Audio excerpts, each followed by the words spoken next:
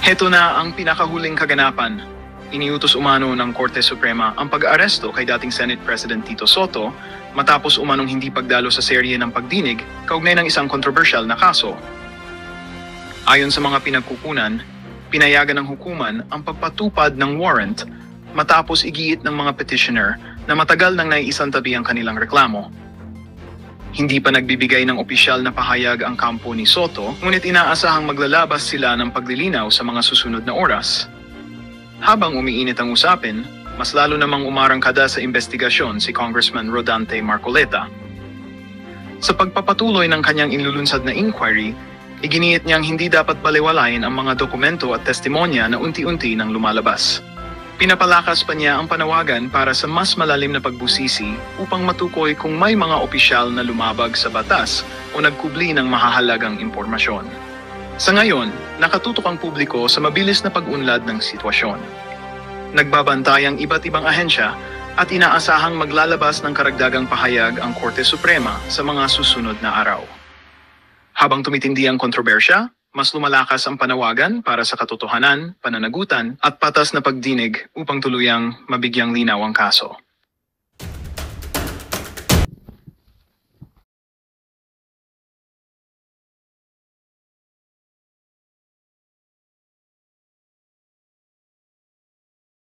Brief manifestation. Kasi tinanong ko na, saang bangko kayo nag-withdraw ng pera? Your Honor, Your Honor, okay lang po ba itanongin ko muna yung counsel ko?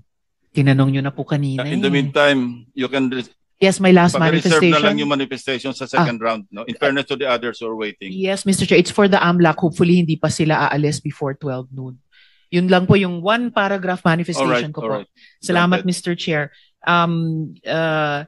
Manifestation lang po, Mr. Chair, or request po sa Chair na isubmit po ng AMLAC sa komite ang kanilang reports na natanggap on suspicious and covered I think for former Undersecretary Cabral, I just want to inform the body that I officially accepted the courtesy resignation of Undersecretary Cabral 2 nights ago.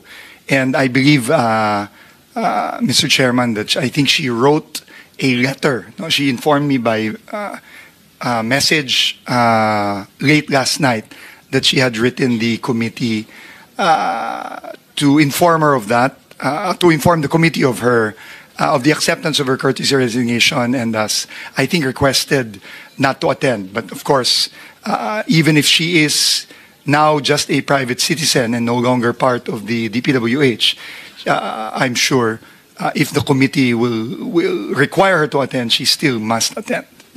But now no longer as a official of the DPWH, but as a private citizen. Thank you, Secretary Dizon, for the information. Mr. Chair, I don't think her resignation will shield her from her responsibility. There are personal questions that we need to ask her.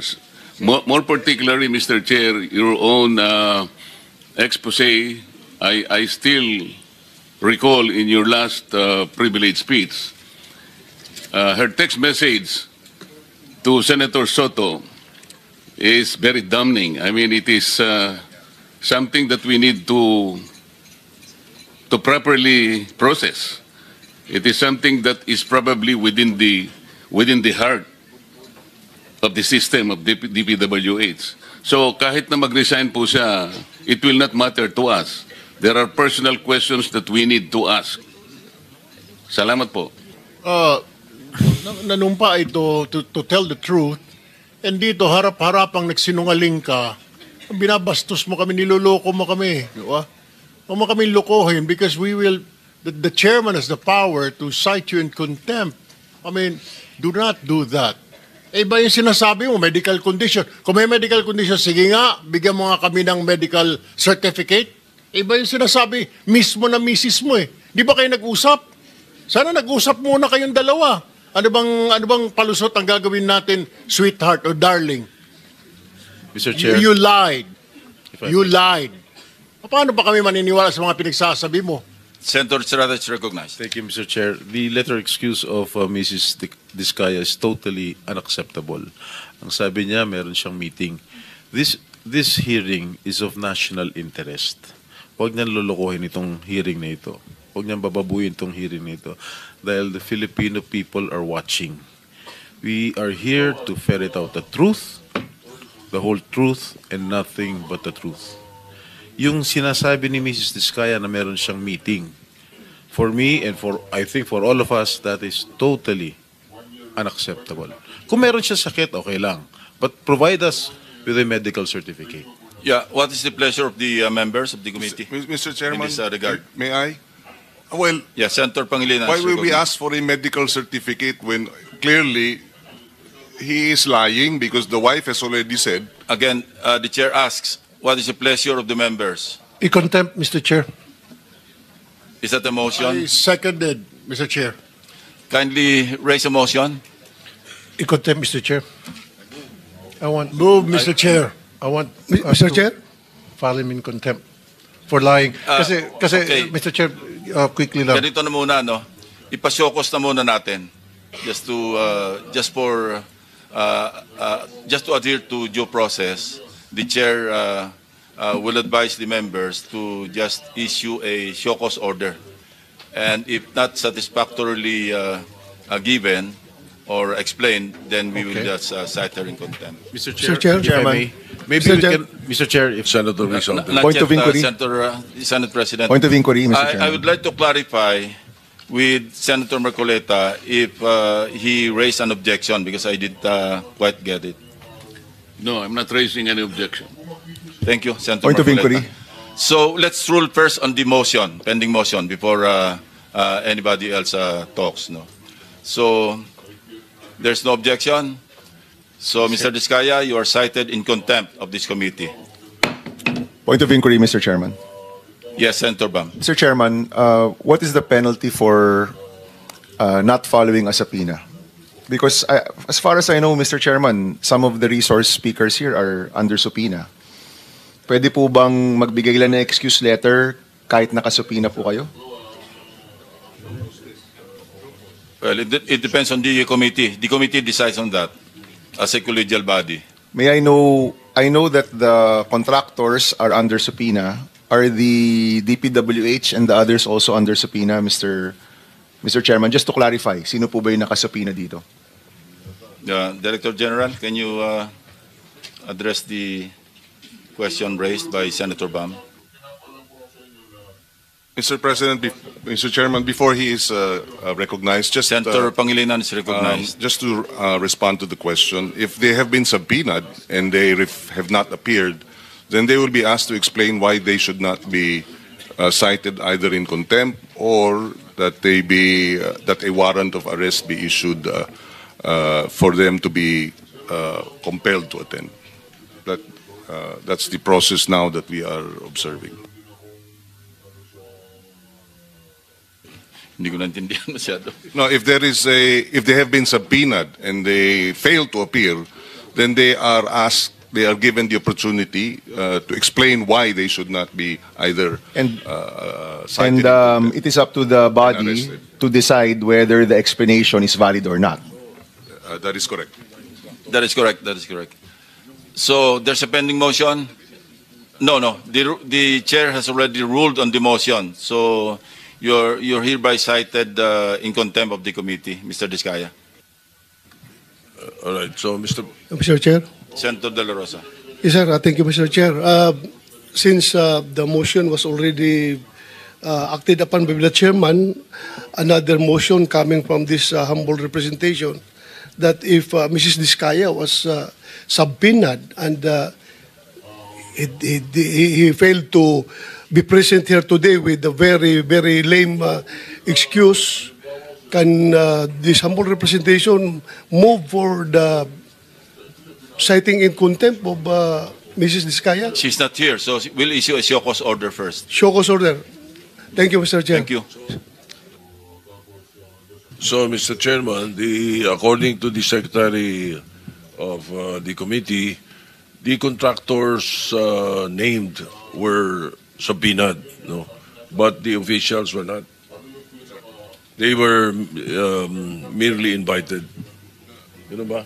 All were invited. All were invited,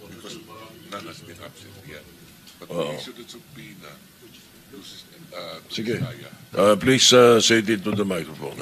We issued, your committee issued a subpoena ducis tecum to address to Pacifico Discaya about the ledger that he was talking about in one of his testimony.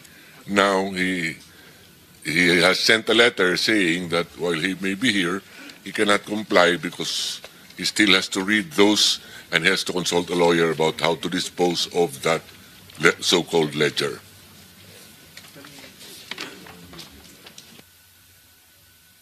Let us Mr. Chair. proceed, no? Senator Ontiveros, you have 5 or 8 minutes. Actually, you have 7 minutes and 25 seconds. 25 ba? Tama ba? O, 25, tama. Salamat, Mr. Chair. But before my time starts ticking, just a follow-up, kung pinapresent kay Mr. Discaya yung ledger niya, and he said that kailangan niya magkonsulta sa abogado, I think he has legal counsel here. Maybe he should answer to the committee, but hindi pa niya pinipresenta yung ledger na hiningi ng committee, Mr. Chair. Mr. Discaya? Your Honor, I invoke my right po against self-incrimination po. Yan po yung advice po sa akin ng lawyer ko. Go ahead, Senator Ontiveros. You may Thank proceed. you. Yes, Mr. Just on Chair. that point, because iba yung, with the permission of the chairman, very quickly lang, because iba yung sinabi niya dun sa explanation niya, ngayon nag-i-invoke siya ng right against self-incrimination. So pabago-bago na naman ang kanyang posisyon. Sabi niya din sa sulat sa Blue Ribbon Committee, ikukonsulta muna niya yung lawyer niya dahil kailangan pa niyang pag-aralan. Ngayon, panibago. Maybe he should put in writing that invocation also, Mr. President, just to respond to the earlier inconsistency do sa sulat niya. Pabago-bago, Mr. President. Can we defer decision on this particular issue so we can proceed? Because some resource persons need to get out or leave by noon time. So, Senator Ruiz Ontiveros, you may proceed. Salamat, Mr. Chair. At maraming salamat, Senate President, para sa mga dagdag na minuto.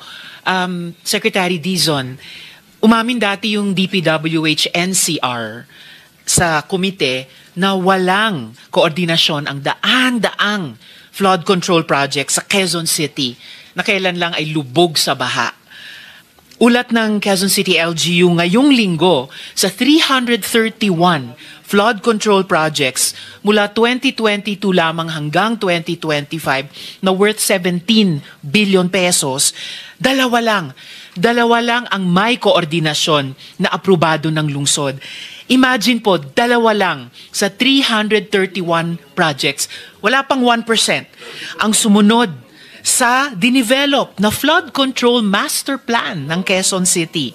May mga proyekto tuloy na imbes makabawas sa baha, nagdulot pa ng mas malaking baha sa mga daan, kalsada, bahay, opisina, pati paaralan. May ghost projects din daw na hindi makita ni mahanap ng LGU kahit ngayon. So, Secretary, may sinusunod ba ang DPWH na iisang master plan sa paggawa ng bawat flood control project sa bansa? Wala po. Oh my God, wala.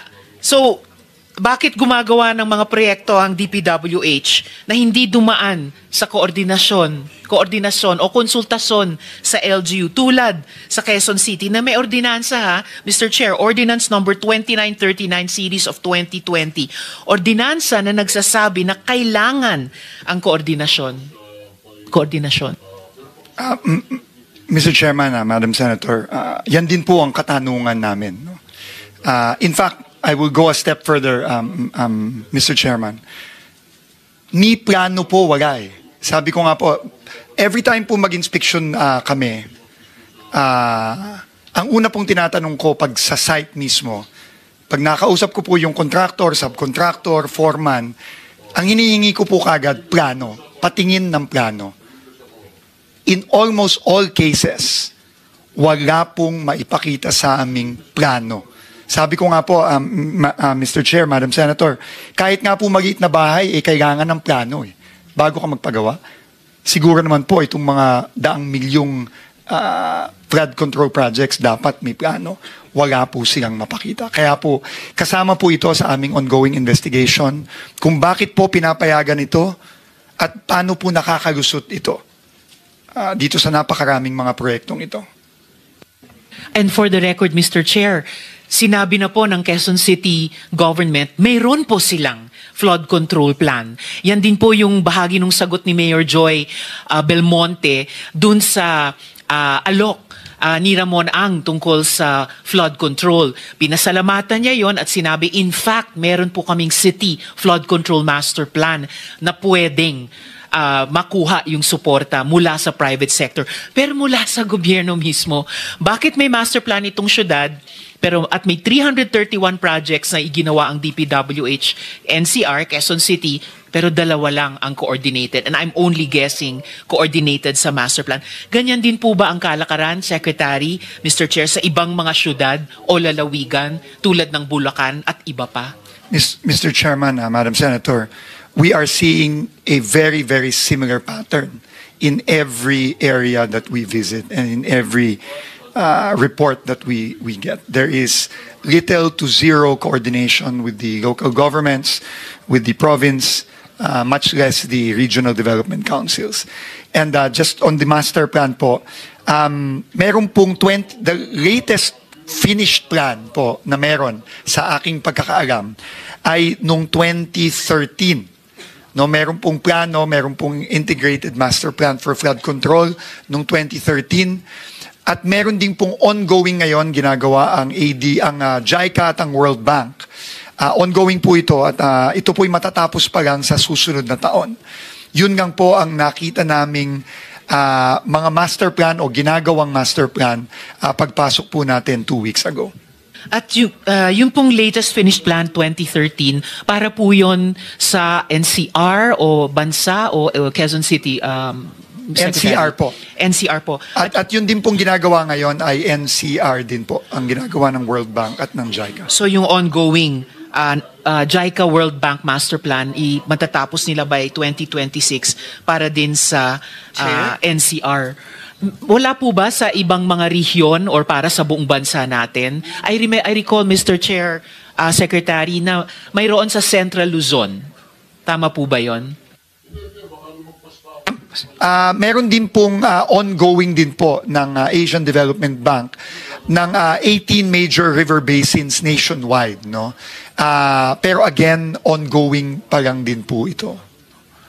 So, mali ba yung alaala ko na mayroong master plan para sa Central Luzon? I seem to remember having read na mayroon. And kung mayroon kasi, dapat sakop pati Bulacan. May reference, kung naalala ko, sa Pampanga River Basin, Mr. Chair, Secretary.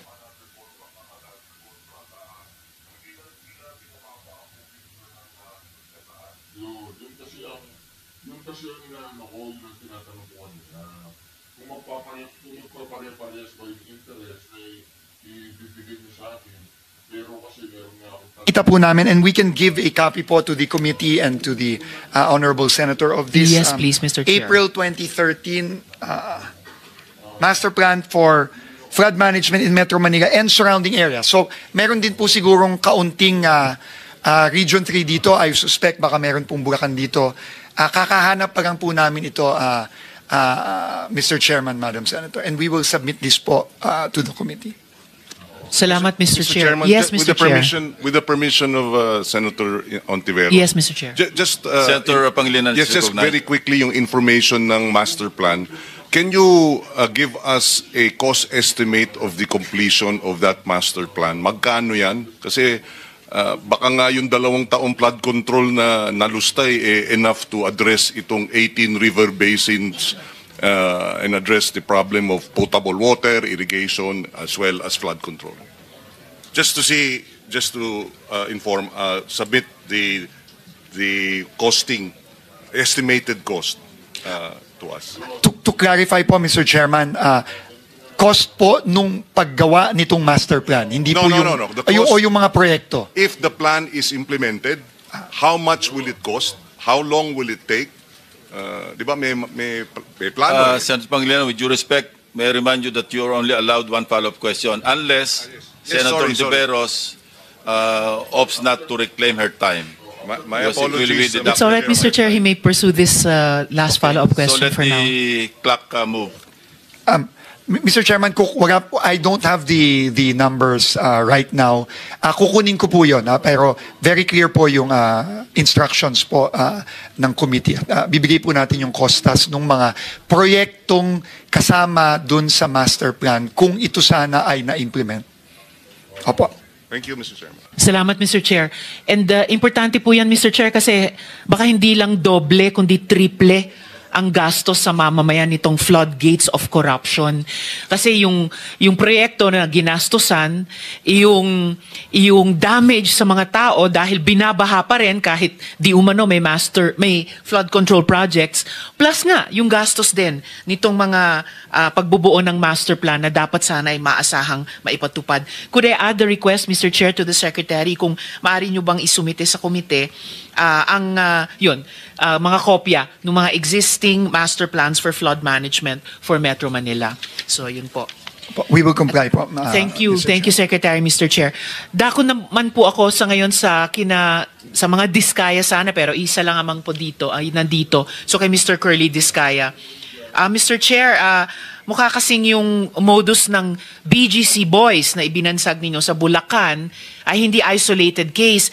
Yung mga contractor na sangkot sa flood control project sa Quezon City, pamilyar na po sa atin. Napapa-Sounds family kami ni Senator JV kanina. Wow Builders, IM Construction Corporation. Siyempre, ang walang kamatayang St. Timothy at Alpha and Omega.